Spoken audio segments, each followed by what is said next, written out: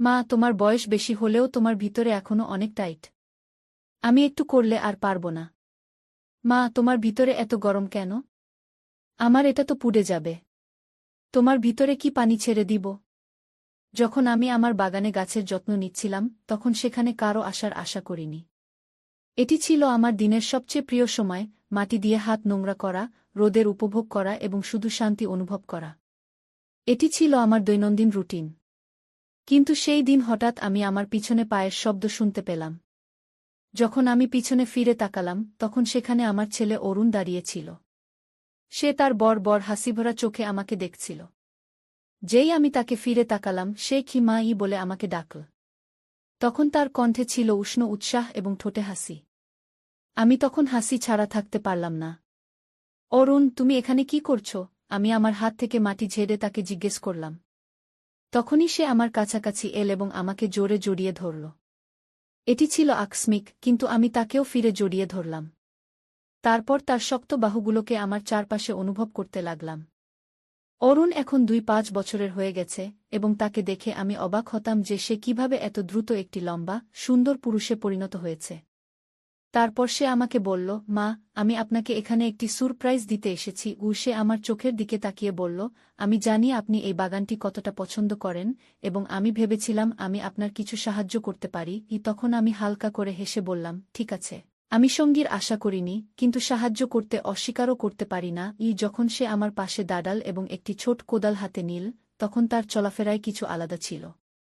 তার যুবক শক্তিতে পরিবেশ ভরে গেল এবং এক মুহূর্তের জন্য বাগানটি একটি নতুনভাবে সুগন্ধিত হয়ে উঠল।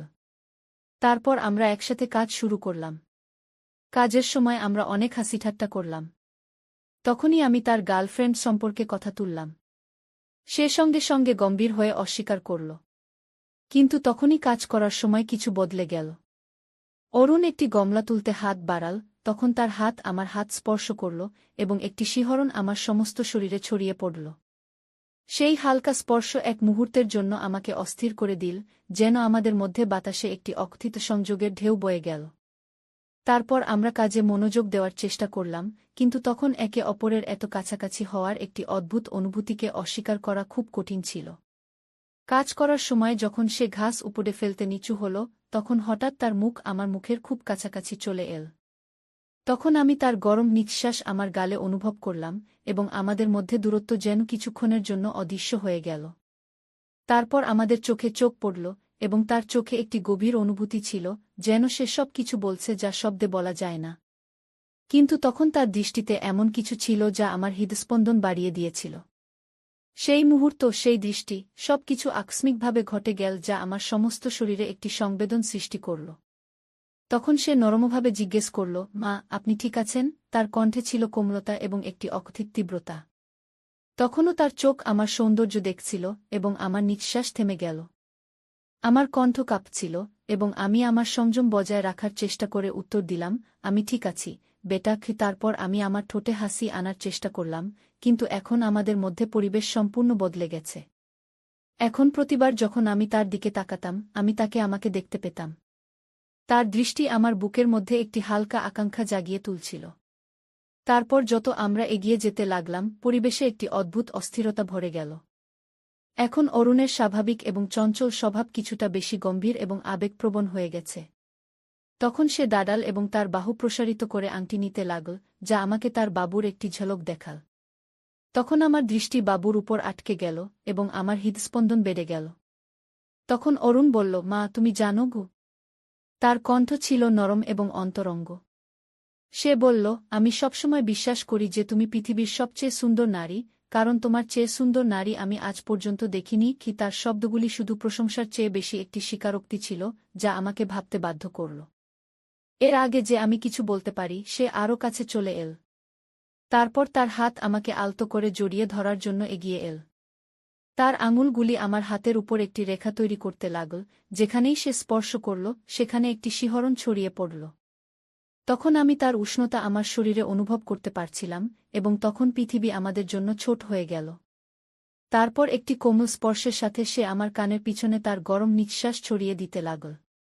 তার আঙুলগুলি আমার গাল স্পর্শ করে সেখানেই থেমে গেল, এবং তখন আমি একটি তীব্র আকাঙ্ক্ষা অনুভব করছিলাম যা আমাকে একই সাথে রোমাঞ্চিত এবং ভীত করছিল। যখন সে আমার ভিতরের অস্থিরতা অনুভব করল, সে নিচু হয়ে গেল। তারপর তার ঠোঁট আস্তে আমার ঠোঁট স্পর্শ করল। এই চুম্বন ছিল খুবই কোমল এবং প্রশ্নবিদ্ধ, কিন্তু তখন আমি কিছু বলতে পারলাম না। তখন আমার হৃদয় দ্রুত স্পন্দিত হচ্ছিল। আমি কখনো কল্পনাও করিনি যে আমার ঠোঁট তার ঠোঁটের সাথে এমনভাবে মিলিত হবে। তখনই চুম্বন আরও গভীর হতে লাগল, যেন আমরা দুজন বহু বছর ধরে বিচ্ছিন্ন কোনো প্রেমিক। তারপর সে তার হাত আমার কোমরে রাখল এবং আমাকে আরও কাছে টানতে লাগল। তখন তার স্পর্শে আমি একটি জ্বলন্ত আগুন অনুভব করলাম, যা আমি উপেক্ষা করতে পারলাম না। তখন আমাদের চুম্বনের মধ্যে অরুণের হাত ধীরে ধীরে আমার ব্লাউজের বোতাম খুলতে শুরু করল। এখন প্রতিটি গতি ছিল চিন্তাশীল এবং অকথিত প্রতিশ্রুতিতে পূর্ণ।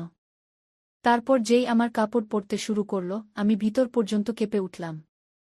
সেই মুহূর্তে মনে হচ্ছিল যেন আমি সম্পূর্ণ অসহায় এবং অনিরাপদ হয়ে গেছি, কিন্তু একই সাথে হৃদয়ে একটি অদ্ভুত রোমাঞ্চ উঠছিল।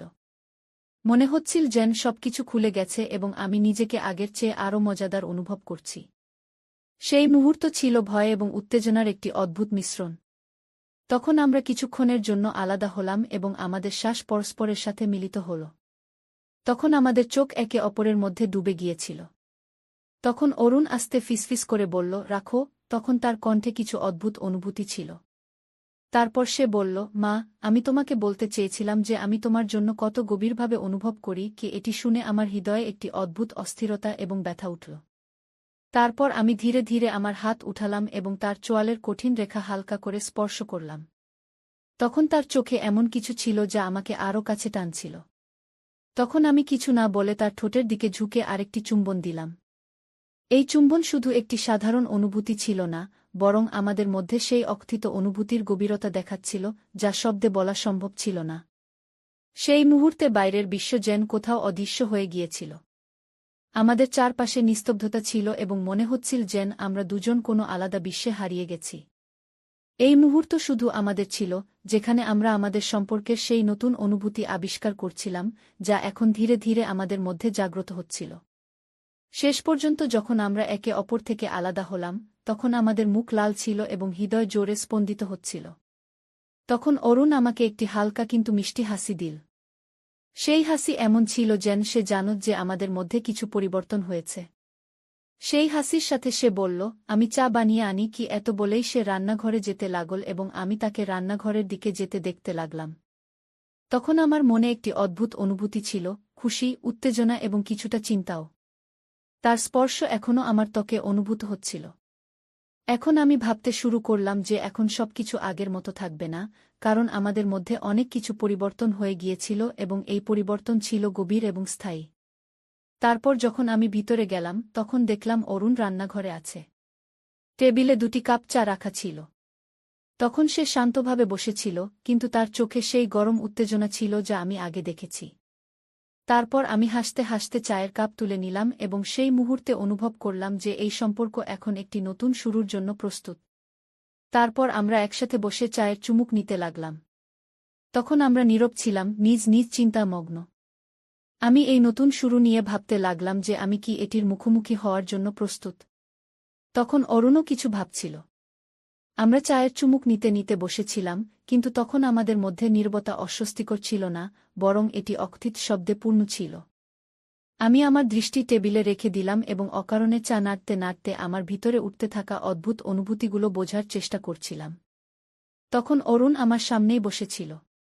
সে খুবই স্বাচ্ছন্দ্যে মনে হচ্ছিল, খুবই স্বাচ্ছন্দ্যে, এই সব কিছুর পর যা এইমাত্র ঘটেছিল। তবুও তার দৃষ্টি আমার উপর ছিল এবং আমি তার উপস্থিতি আমার ত্বকে একটি গরম স্পর্শের মতো অনুভব করতে পারতাম। তখন সে আস্তে বলল, মা। তখন তার কণ্ঠ নীরবতা ভেঙে দিল। তারপর সে বলল, আজ আপনি আলাদা লাগছেন। আপনি ঠিক তো আছেন? তখন আমি তার দিকে তাকালাম। তারপর আমার এবং তার দৃষ্টি মিলিত হল। তখন তার চোখে চিন্তা ছিল, কিন্তু কিছু আরও ছিল, কিছু এমন যা আমার হৃদস্পন্দন বাড়িয়ে দিল। আমি এমন অনুভূতির সাথে অভ্যস্ত ছিলাম না, বিশেষ করে অরুণের আশেপাশে। কিন্তু আমি আমাদের মধ্যে কি যখন সে সুযোগ দিচ্ছিল, তখন আমার মনের এক অংশ চাইছিল যে সবকিছু আগের মতোই থাকুক এবং আমি এই বিষয়গুলো উপেক্ষা করে যাই। কিন্তু আমার ভেতরের আরেক অংশ, যে ইতিমধ্যে সেই মুহূর্তের গভীরতা অনুভব করেছিল, সে জানতে চাইছিল যে সামনে কি হতে চলেছে। আমি বুঝতে পারছি, অরুণ। আমি ধীরে ধীরে বললাম, তখন আমার কণ্ঠ এতই নিচু ছিল যে মনে হচ্ছিল আমি নিজের সঙ্গে কথা বলছি। কিন্তু কিছু কথা সরাসরি বলা সহজ হয় না। তখন সে কিছুই বলল না, শুধু তার গভীর দৃষ্টিতে আমাকে দেখতে থাকল। হঠাৎ কিছু না বলেই সে উঠে দাঁড়াল এবং টেবিলের চারপাশে ঘুরে আমার পাশে এসে দাঁড়াল। তখন সে এত কাছে ছিল যে আমি তার উষ্ণতা অনুভব করতে পারছিলাম। আমার শ্বাস যেন থেমে গেল। এখন আমাদের কিছু বলার প্রয়োজন নেই, সে ধীরে ধীরে বলল। তারপর সে তার হাত হালকাভাবে আমার কাঁধে রাখল। আমি তার দিকে তাকালাম এবং আমার হৃদয় দ্রুত স্পন্দিত হতে লাগল। তার স্পর্শ কোমল ছিল, কিন্তু তাতে এক অদ্ভুত গভীরতা ছিল। আমি জানতাম যে আমাকে পিছিয়ে যাওয়া উচিত, কিন্তু আমি জানি না কেন আমি তার দিকে আকৃষ্ট হচ্ছিলাম। তখন তার স্পর্শ আমাকে এক ধরনের শান্তির মতো লাগছিল। অরুণ, তখন আমি বলতে শুরু করলাম, কিন্তু আমার কথা থেমে গেল।